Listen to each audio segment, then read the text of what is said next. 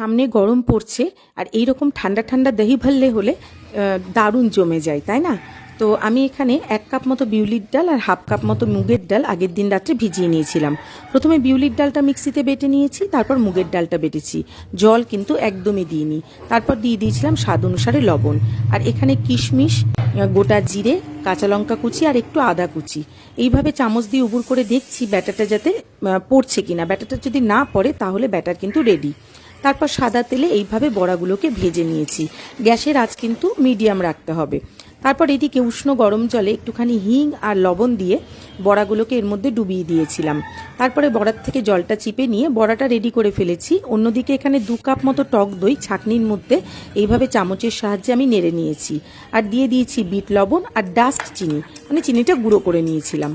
তারপরে এখানে একটা মশলা তৈরি করেছি, জোয়ান, গোটা জিরে, শুকনো লঙ্কা, বিট লবণ আর গোলমরিচ, আর এখানে দিয়েছিলাম চাট মশলা। এইটা একটা শুকনো খোলায় নেড়ে একটা দহি ভাল্লের মশলা রেডি করেছি।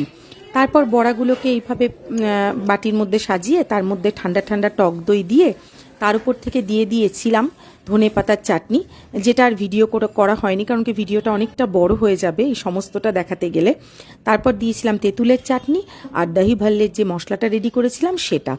দারুণ হয়েছিল, বাড়িতে সবাই বলেছিল খুবই সুন্দর হয়েছে। আপনারাও একবার ট্রাই করে দেখুন।